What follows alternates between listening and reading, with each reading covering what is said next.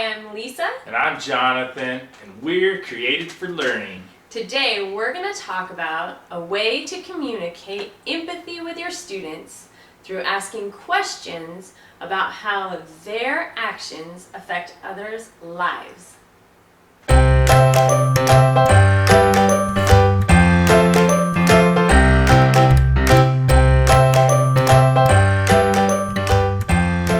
not to just tell kids what to think.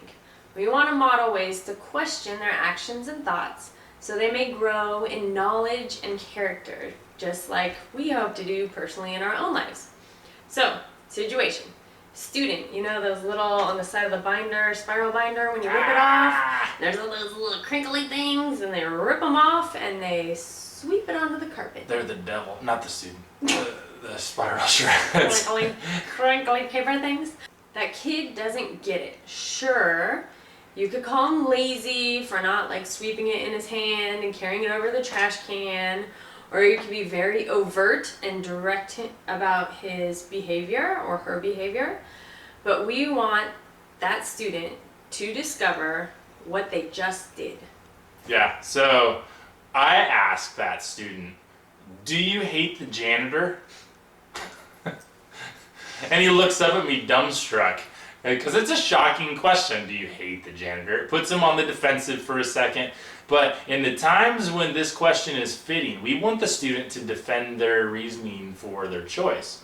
Did you just make that choice because you hate the janitor? I think it's the word hate that shocks them into reality. But then they say something like, no, of course not. And then I say, then why are you choosing to make his job harder? I use the word choosing, of course.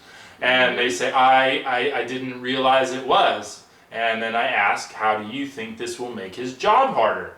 And then they, of course, can tell the obvious answer, because now they're thinking about another person and not just themselves. And so then I say, next time you see him, can you apologize to him for sweeping paper on the ground and then ask his forgiveness? And the student goes, because they don't want to ask forgiveness and go talk to the janitor. But I still say, you can do it. It'll help to see his face. He'll be super grateful and he'll definitely forgive you, I guarantee. And now I know this kid isn't actually going to go talk to the janitor and ask forgiveness, but this process of me saying that actually helps him to see the janitor for once. Next time he sees the janitor, he'll actually see the janitor. He will. And sometime during that day or every time, he'll go, oh, I don't want to hate the janitor. And they've said it to me before afterwards, that they remember that moment. So that's with a secondary example. How could you help your little first and second graders or third and fourth see this process for little kids? So especially with the first and second graders, you can't, most of them, developmentally, if you said, do you hate the janitor, that would just confuse the bejeebies out of them. Yeah. And you can't. It would take a lot of time to get them through those steps. So yeah, it's hard enough for us when we're older to see outside of ourselves. Yeah. But I'm just wondering, with little kids, how can we start that process of seeing outside of yourself? So the empathy thing is, first of all, understanding feelings. Hopefully they've gotten a good foundation with that at home, but sometimes they haven't. So basically just teaching or reiterating what feelings are, how to identify feelings in other people, what clues do people's body and words give about what the person's feeling. And then when it comes to other people, to their actions, then, so an example, so you want it to be, okay, you want to treat people the way you want to be treated. So an example could be a kid takes another kid's eraser. Okay, so big deal. It's a big deal. That could disrupt your guided reading situation. It's my Despicable Me eraser. Anyway, so you could go up and go to the person that took the eraser, okay, so if the other student took your eraser, how would that make you feel? And then they'd share their feeling or whatever, and so then you point out so when you took their eraser, that's how they felt. And so do you want to make another person feel that way?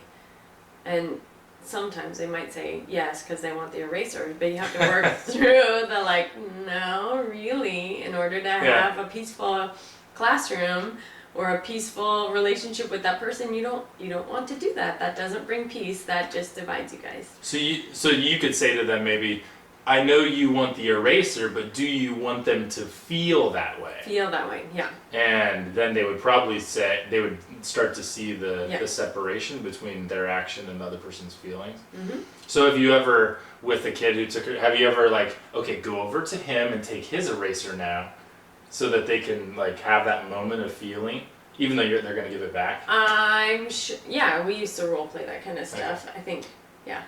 I'm imagining the situation. I know we do it with our kids. Yeah, we do, well, because we do it with our kids at home. Yeah. Anyways, another situation, just like the idea of like, do you like someone yelling in your ear? So then why would you yell in someone else's ear? That's disrespectful, it's not being kind, and just helping them realize that when they're doing things to people, it would maybe bring up the same feelings that it might bring in them, and do you really want to do that?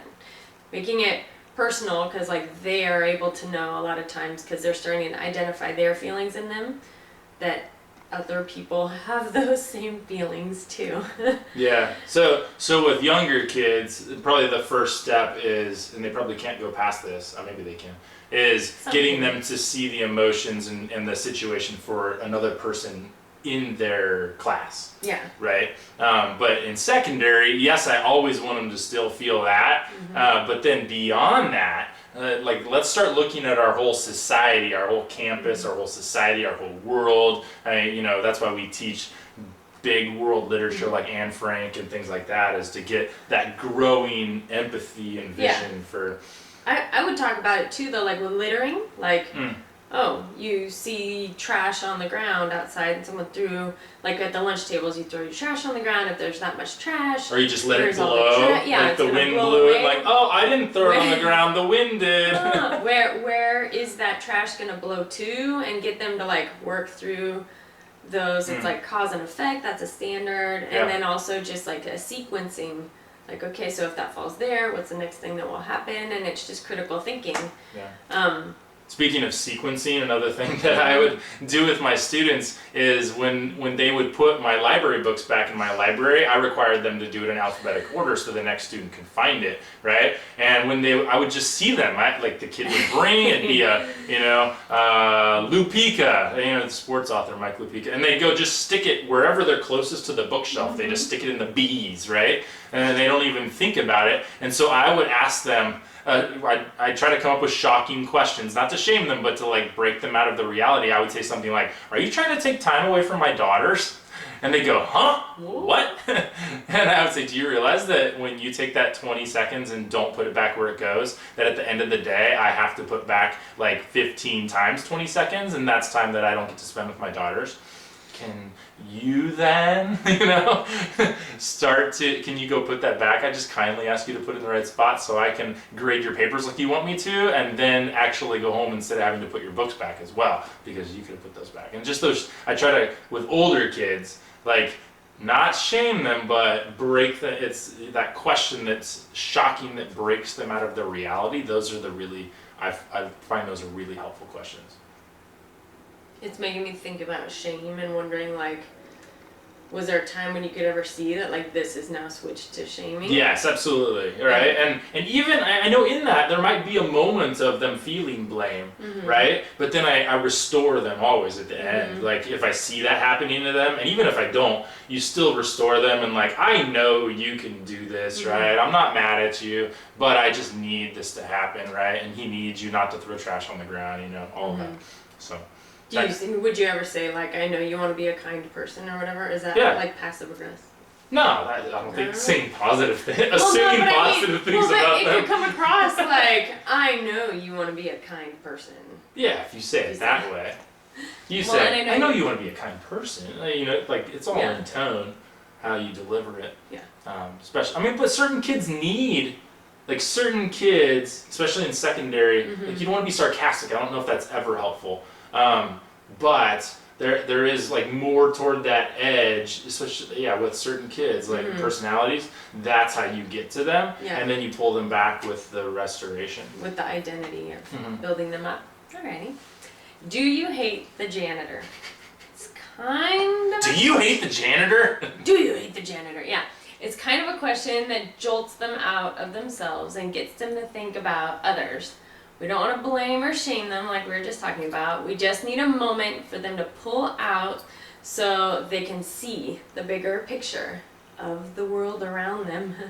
Then we restore them and tell them we know that they can do it. Sometimes, kind of like what we just talked about, sometimes that's all we need. We can get all wrapped up in ourselves, and if we're not careful. Even us adults, right? Teachers, we can do this too. Mm-hmm. Oh yeah, I totally see it myself with parenting, when there's just things that I do. Yeah, like we leave the stapler out on the counter in the teacher's lounge and the secretary has to put it away, or whatever it is. We do that too, and we don't step out of ourselves and think, how are we affecting the janitor? How are we affecting the principal? How are we affecting the fellow teacher? How are we affecting the parents? Like all of those things. Do what I say, not what I do. Yeah. I'm a fellow stumbler too. Yeah. Let's do this together, right? I guess I just realized how much I shame myself. Even a statement like that is expecting ourselves to be perfect. Yeah, because that's what goes through my head, and I just realized like that is putting all the shame on me. Yeah. I struggle with shame. Okay. I do. Don't we all? All right. We can get all wrapped up in ourselves, and so we just want to help students look beyond themselves. Oh, yeah. So, conversation for the day. What's something students do on your campus that you wish they would see its impact on others? Right? Share those down there, and we can all collaborate and commiserate together. And thanks for being a part of this community. Go and keep being awesome.